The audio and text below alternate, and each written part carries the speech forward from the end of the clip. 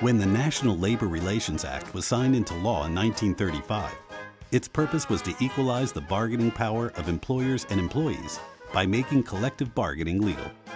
The right to bargain collectively with an employer enhances worker dignity by allowing workers and their unions to negotiate contracts with employers to determine their terms of employment. In collective bargaining, both sides have some give and take, and they come to a mutual agreement that hopefully will help both sides out and meet their expectations. That's always our goal. We're there to do the right thing. We're not there to hold any company up. We're there to get a fair settlement for a fair day's wages.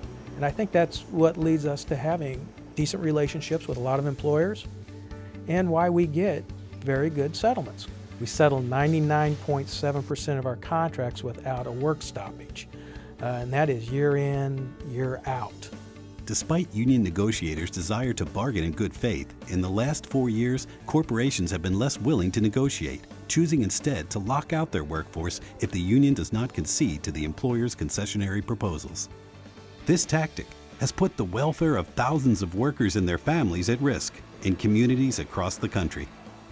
Lockouts as a tactic have become more popular in recent years, and it has a dramatic effect on good faith bargaining, for the mere fact that for a lockout for a company to be successful, they have got to start planning at a minimum 2 years prior, and they do.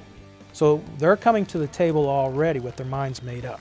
No matter what, that lockout's going to happen. They've already spent a tremendous amount of money before they ever got to the table. It's not like it's a defensive move to prepare in case there's a work stoppage or what have you.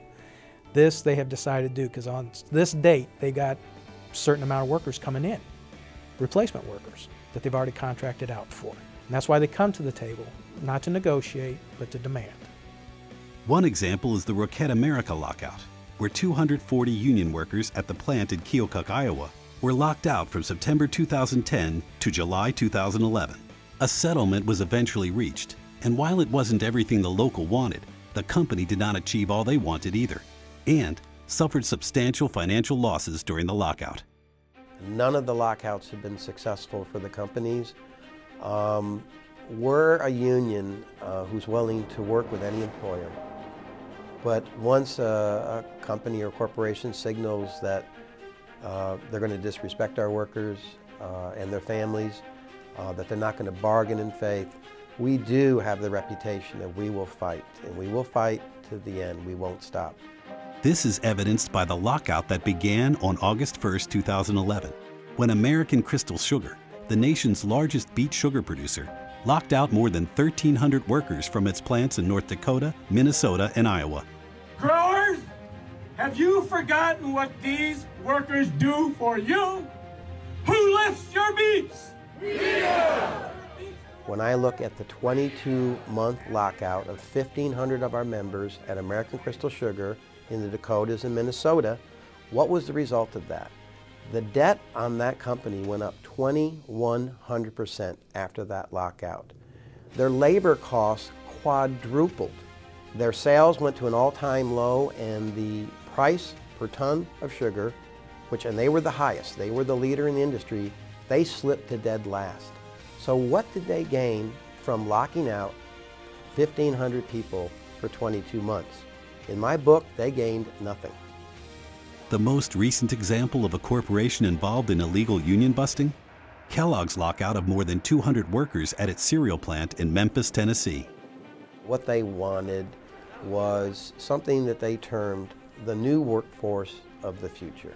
And the new workforce of the future, by definition, was every single employee that was hired after the date of the new contract would make less money and no benefits.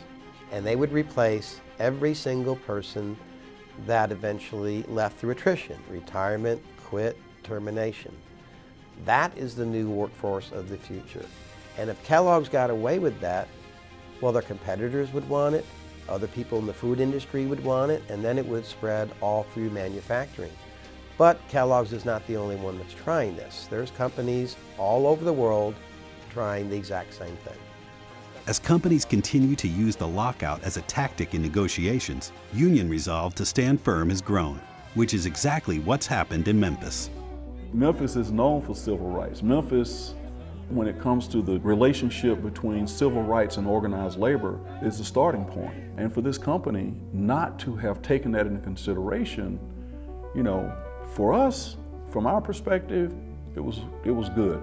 It was so easy for us to pull people together who were concerned.